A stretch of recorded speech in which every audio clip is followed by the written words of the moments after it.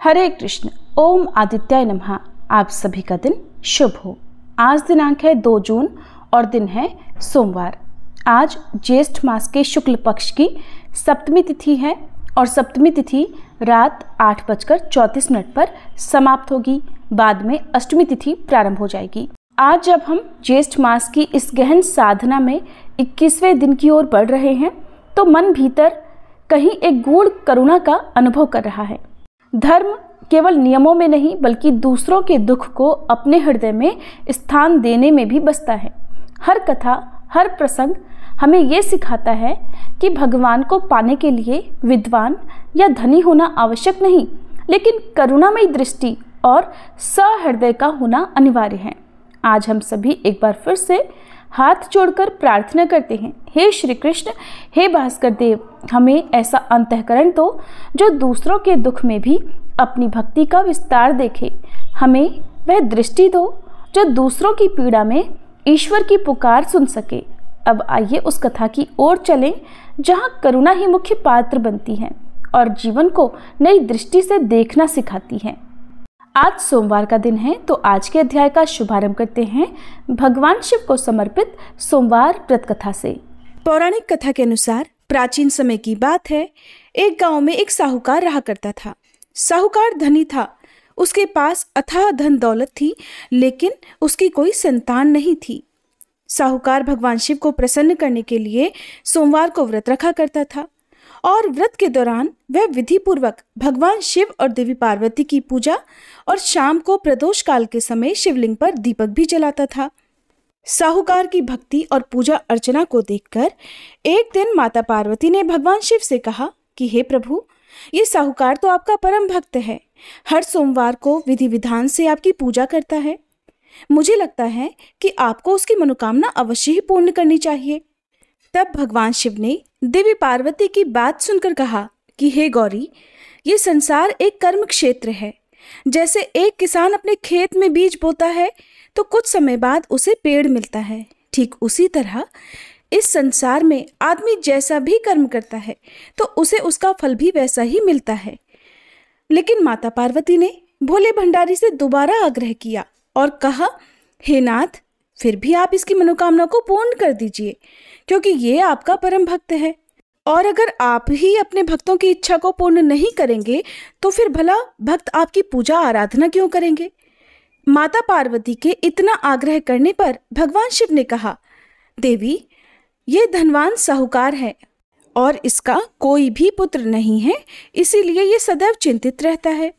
हालांकि इसके भाग्य में किसी संतान का योग नहीं है, परंतु आपके आग्रह करने पर मैं इसे पुत्र प्राप्ति का वरदान देता हूँ, लेकिन इसका पुत्र केवल 12 साल तक ही जीवित रहेगा।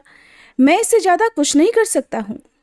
फिर एक रात भगवान शिव ने साहूकार को स्वप्न में दर्शन दिए और कहा कि उसे जल्द ही पुत्र की प्राप्ति होगी, लेकिन उसका पुत्र दीर्घायु नहीं बल्कि केवल 12 वर्ष तक ही जीवित रह पाएगा। ये बात सुनकर साहूकार न तो प्रसन्न हुआ और न ही ज्यादा दुखी हुआ।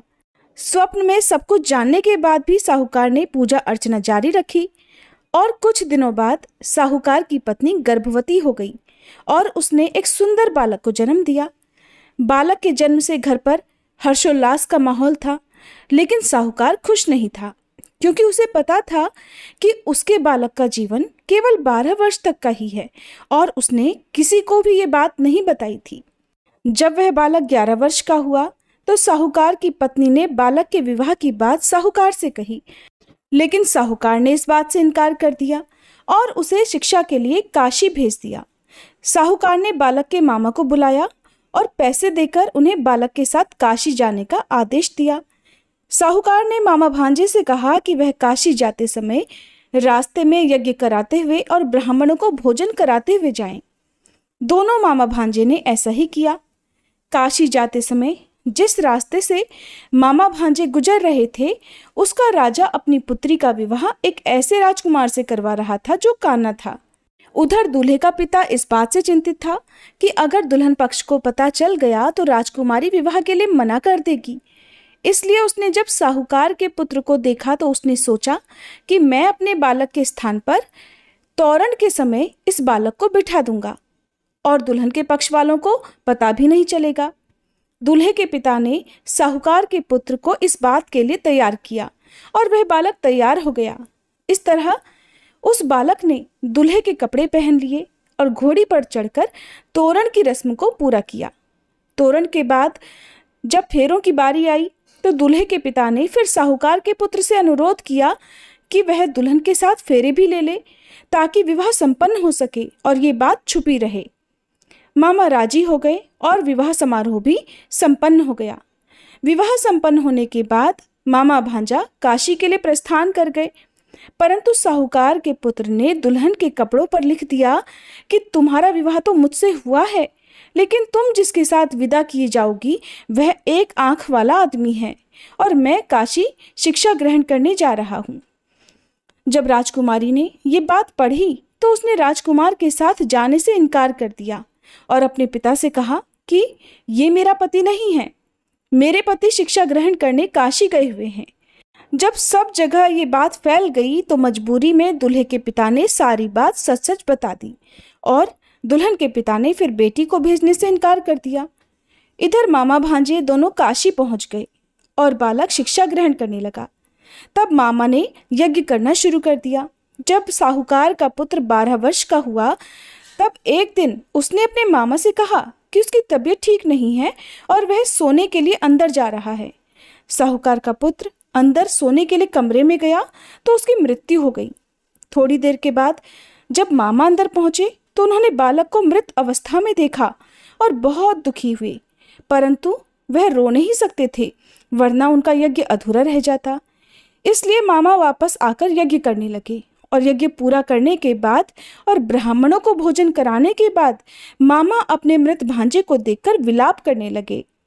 ठीक उसी समय उसी मार्ग से भगवान शिव और देवी पार्वती जी जा रहे थे।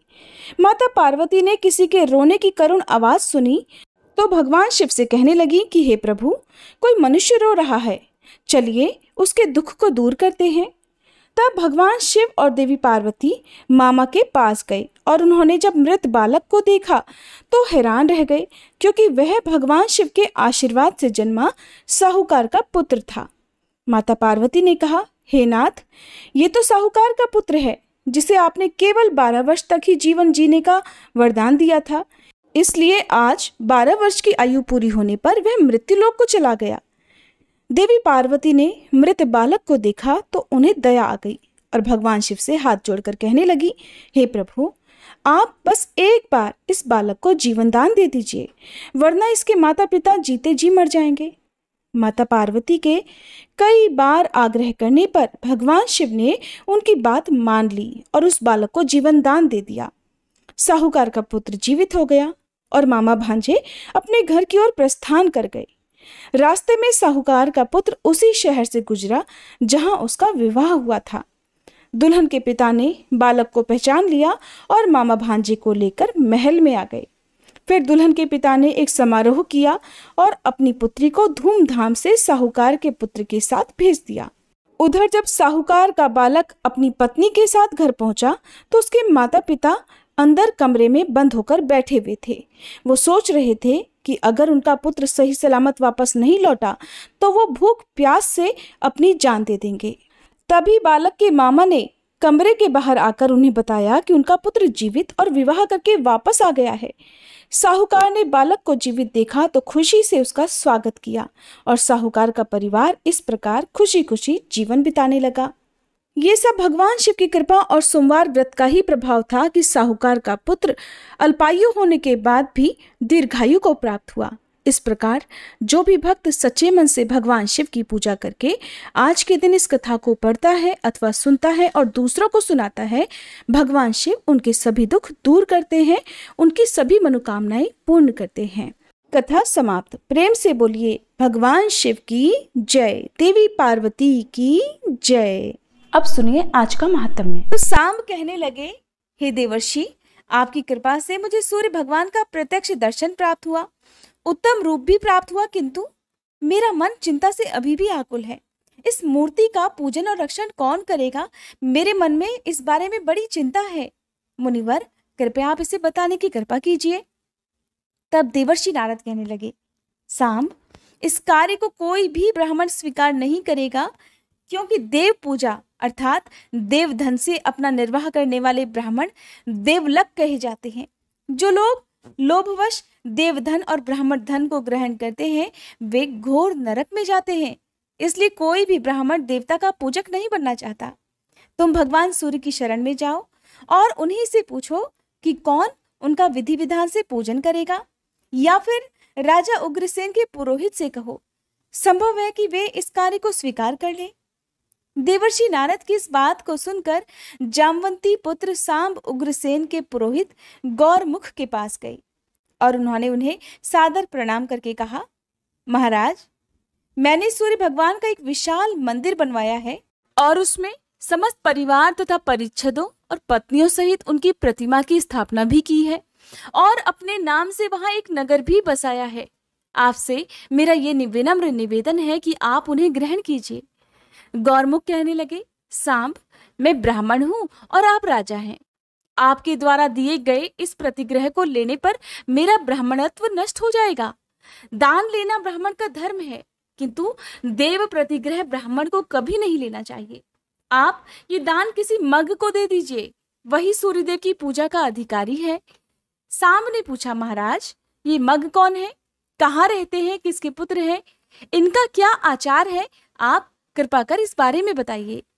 सांब की बात सुनकर गौरमुख बोले, मग भगवान सूर्य अर्थात अग्नि तथा निक्षुभा के पुत्र हैं। अपने पूर्व जन्म में निक्षुभा महर्षि ऋग्जह की अत्यंत सुंदर पुत्री थी। एक बार उससे अग्नि का उल्लंघन हो गया, जिस कारण भगवान सूर्य उनसे रुष्ट हो गए। बाद में अग्नि रूप भगवान सूर्य के द्वारा निक्षुभा का जो पुत्र हुआ वही मग कहलाया। भगवान सूर्य के वरदान से यही अग्निवंश में उत्पन्न अव्यंग को धारण करने वाले मग सूर्य के परम भक्त हुए और सूर्यदेव की पूजा के लिए नियुक्त हो गए। सूर्य की पूजा करने वाले मग शाक द्वीप में निवास करते हैं। आप भगवान सूर्य के पूजक के रूप में उन्हें प्राप्त करने के लिए शाक द्वीप जाइए। तब सांब ने द्वारका जाकर अपने पिता भगवान श्री कृष्ण को सब समाचार सुनाया। फिर वे उनकी आज्ञा प्राप्त कर गरुड़ पर सवार होकर शीघ्र ही शाक द्वीप पहुंच गए। वहां जाकर उन्होंने अतिशय तेजस्वी महात्मा मगों को सूर्य भगवान की आराधना में संलग्न देखा। सांब ने उन्हें सादर प्रणाम कर उनकी प्रदक्षिणा अर्थात परिक्रमा की और फिर सांब कहने लगे, आप लोग धन्य हैं, आप सभी का दर्शन सबके लिए कल्याणकारी है। आप लोग सदा भगवान सूर्य की आराधना में लगे हुए हैं। मैं भगवान श्री कृष्ण का पुत्र हूँ, मेरा नाम सांब है। मैंने चंद्रभागा नदी के तट पर सूर्य देव की मूर्ति की स्थापना की है। उनकी आज्ञा के अनुसार उनकी विधिवत आराधना के निमित्त शाक द्वीप से जम्बू द्वीप में ले जाने के लिए मैं आपकी सेवा में उपस्थित हुआ हूँ। मेरी सविनय प्रार्थना है कि आप लोग कृपा कर जम्बू द्वीप में पधारिए और भगवान सूर्य की पूजा कीजिए। सांब की बात सुनकर मगों ने कहा, सांब, इस बात की जानकारी भगवान सूर्य ने हमें पहले ही दे दी है। ये बात सुनकर सांब बहुत प्रसन्न हुए और गरुड़ पर उन्हें बिठाकर वहां से मित्रवन यानी कि जो कि मुल्तान में है वहां ले आए। सूर्य भगवान मगों को वहां उपस्थित देखकर बहुत प्रसन्न हुए और सांब से बोले, सांब, अब तुम चिंता छोड़ दो, ये मग अब मेरी विधिवत पूजा संपन्न अवश्य करेंगे। इस प्रकार सांब ने शाक द्वीप से अव्यंग धारण करने वाले मगों को लाकर धन धान्य से परिपूर्ण इस सांबपुर को उन्हें समर्पित कर दिया। वे सभी भगवान सूर्य की सेवा में तत्पर हो गए और सांब भी सूर्यदेव और मगों को प्रणाम कर आनंद चित्त से द्वारका को लौट आए। उसके बाद एक बार सांब ने महर्षि व्यास जी से मगों द्वारा धारण किए जाने वाले अव्यंग के विषय में जिज्ञासा प्रकट की। सांब की जिज्ञासा को शांत करते हुए व्यास जी कहने लगे, सांब, मैं तुम्हें अव्यंग के विषय में बताता हूँ, उसे भी सुनो। देवता, ऋषि, नाग, गंधर्व, अप्सरा, यक्ष और राक्षस ऋतु क्रम से भगवान सूर्य के रथ के साथ रहते हैं। ये रथ वासुकी नाम के नाग से बंधा रहता है। किसी समय वासुकी नाग का कंचुक अर्थात केंचुल उतरकर गिर पड़ा। नागराज वसुकी के शरीर से उत्पन्न उस केंचुल को भगवान सूर्य ने स्वर्ण और रत्नों से अलंकृत कर अपने मध्य भाग में धारण कर लिया। इसलिए भगवान सूर्य के भक्त अपने देव की प्रसन्नता के लिए अव्यंग धारण करते हैं। उसके धारण करने से भोजक पवित्र हो जाते हैं और उस पर भगवान सूर्य का अनुग्रह भी होता है। इस अव्यंग को सर्प के केचुल की तरह मध्य में पोला अर्थात खाली रखना चाहिए। ये एक ही रंग का होना चाहिए।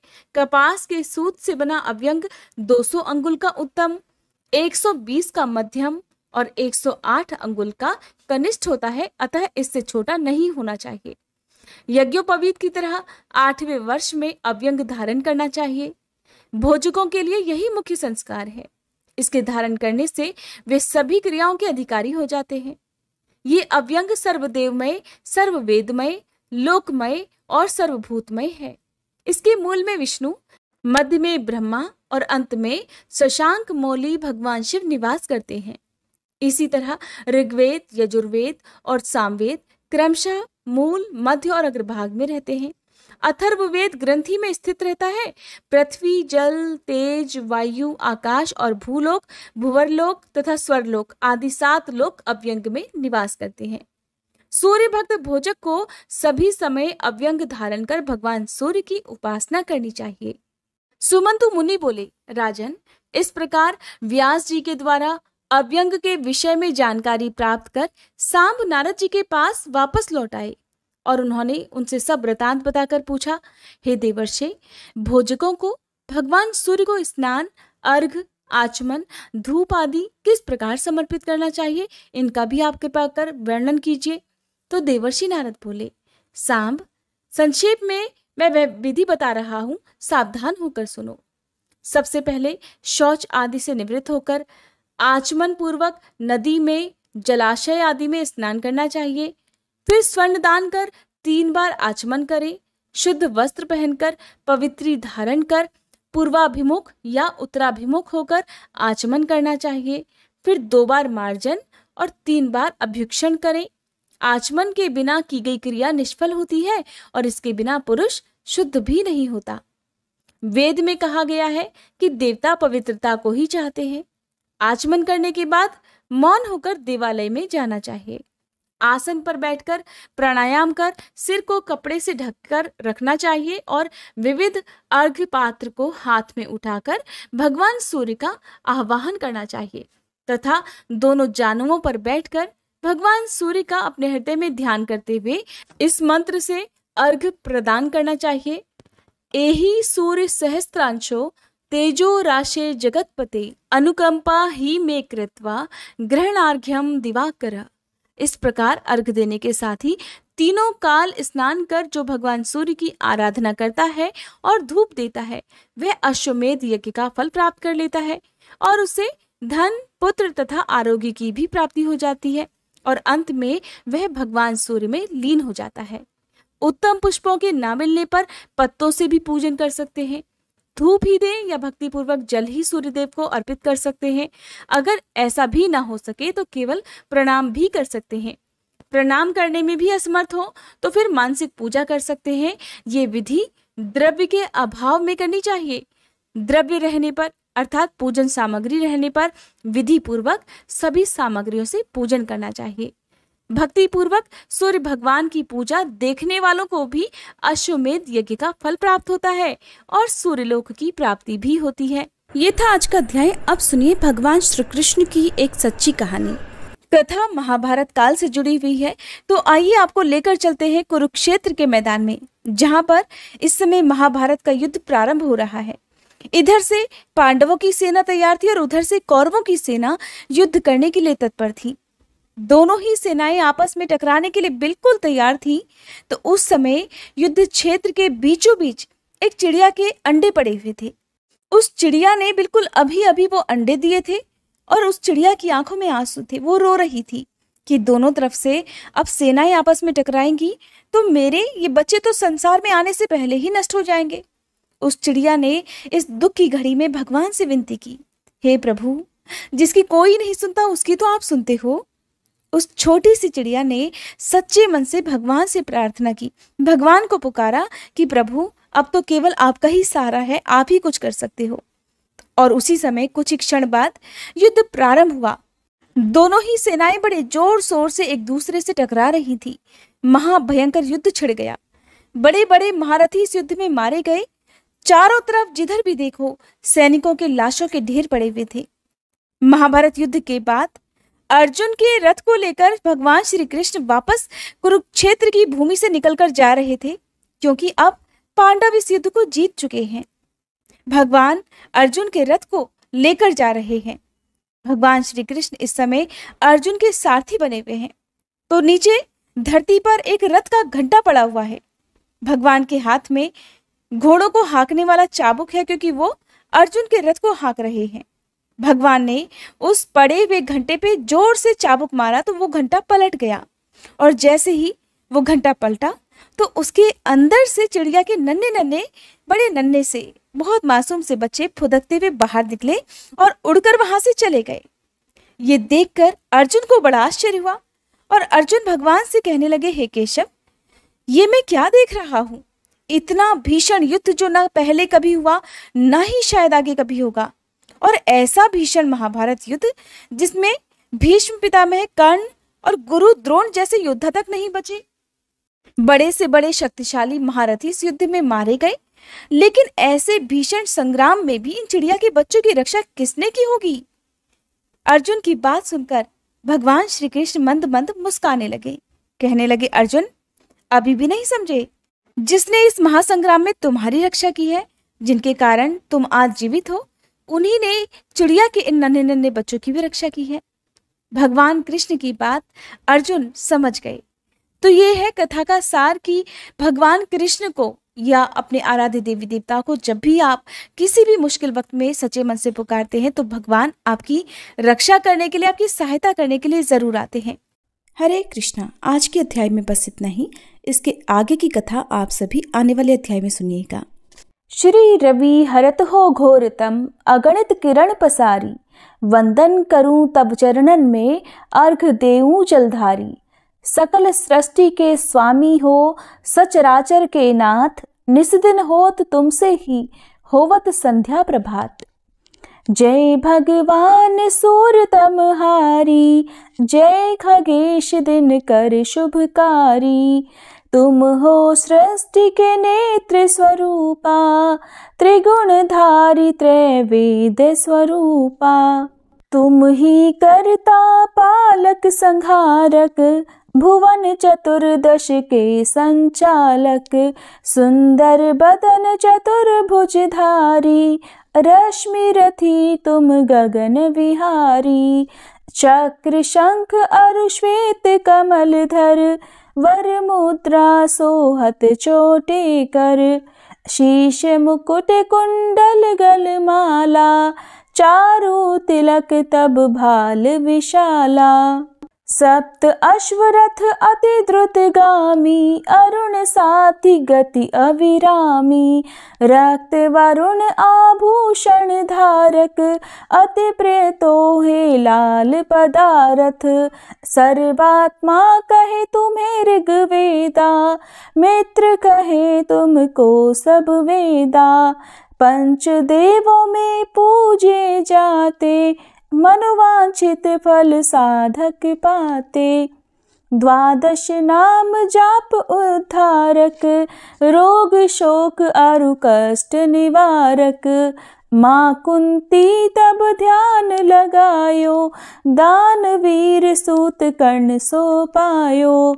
राजा युधिष्ठिर तब जस गायो, अक्षय पात्र वो वन में पायो। शस्त्र त्याग अर्जुन अकुरायो, बन आदित्य हृदय से पायो। विंध्याचल तब मार्ग में आयो, हाहाकार तिमिर से छायो। मुनि अगस्त गिरि गर्व मिटायो, निज तप बल से विंध्य नवायो। मुनि अगस्त तब महिमा गाई, सुमिर भये विजयी रघुराई। तोहे विरोक मधुर फल जाना, मुख में ली नहीं तोहे हनुमाना। तब नंदन शनिदेव कहावे, पवन के सूत शनि तीर मिटावे। यज्ञ व्रत स्तुति तुम्हारी कीन्ही, भेंट शुक्ल यजुर्वेद की दीन्ही। सूर्यमुखी खरितर तब रूपा, कृष्ण सुदर्शन भानु स्वरूपा। नमन तोहे ओंकार स्वरूपा, नमन आत्मा अरुकाल स्वरूपा। दिग दिगंत तब तेज प्रकाशे, उज्ज्वल रूप तुम्ही आकाशे। दश दिगपाल करत तब सुमिरन, अंजलि नित्य करत हैं अर्पण। त्रिविध ताप हरता तुम भगवन, ज्ञान ज्योति करता तुम भगवन। सफल बनावे तब आराधन, गायत्री जप सरल है साधन। संध्या त्रिकाल करत जो कोई, पावे कृपा सदा तब वोही। चित शांति सूर्यास्तक देव, व्याधि अपाधि सब हर लेवे। अष्टदल कमल यंत्र शुभकारी, पूजा उपासना तब सुखकारी। माघ मास शुद्ध सप्तमी पावन, आरंभ हो तब शुभ व्रत पालन। भानु सप्तमी मंगलकारी, भक्ति दायनी दोषणहारी। रविवासर जो तुमको ध्यावे, पुत्रादिक सुख वैभव पावे। पाप रूपी पर्वत के विनाशी, व्रज रूप तुम हो अविनाशी। राहु आन तब ग्रास बनावे, ग्रहण सूर्यता को लग जावे।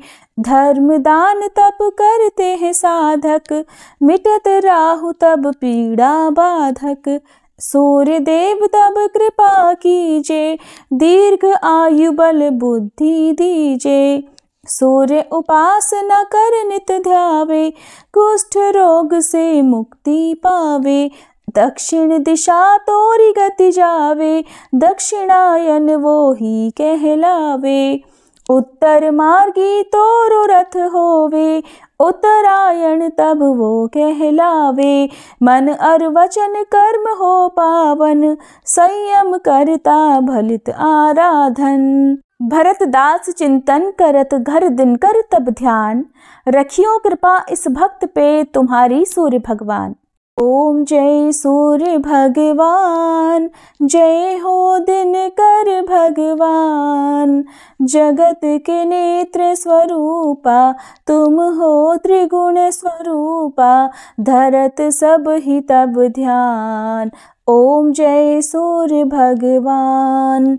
सारथी अरुण है प्रभु, तुम श्वेत कमल धारी। तुम चार भुजाधारी, अश्व है सात तुम्हारे। कोटि किरण पसारे, तुम हो देव महान। ओम जय सूर्य भगवान। उषा काल में जब तुम उदयाचल आते, सब तब दर्शन पाते। फैलाते उजियारा, जागता तब जग सारा। करे सब तब गुणगान, ओम जय सूर्य भगवान। संध्या में भुवनेश्वर अस्ताचल जाते, गोधन तब घर आते। गोधूली बेला में हर घर हर आंगन में, हो तब महिमा गान। ओम जय सूर्य भगवान। देव दनुज नर नारी, ऋषि मुनिवर भजते। आदित्य हृदय जपते, स्तोत्र ये मंगलकारी। इसकी है रचना न्यारी, दे नव जीवन दान। ओम जय सूर्य भगवान। तुम हो त्रिकाल रचयिता, तुम जग के आधार, महिमा तब अपरंपार। प्राणों का सिंचन करके भक्तों को अपने देते, बल बुद्धि और ज्ञान। ओम जय सूर्य भगवान। भूचर जलचर खेचर सबके हो प्राण तुम्ही, सब जीवों के प्राण तुम्ही। वेद पुराण बखाने, धर्म सभी तुम्हें माने, तुम ही सर्वशक्तिमान। ओम जय सूर्य भगवान। पूजन करती दिशाएं, पूजे दश दिक्पाल, तुम भुवनों के प्रतिपाल। ऋतुएं तुम्हारी दासी, तुम शाश्वत अविनाशी, शुभकारी अंशुमान। ओम जय सूर्य भगवान। ओम जय सूर्य भगवान। जय हो दिनकर भगवान। जगत के नेत्र स्वरूपा, तुम हो त्रिगुण स्वरूपा, धरत सब ही तब ध्यान। ओम जय सूर्य भगवान। ओम जय सूर्य भगवान।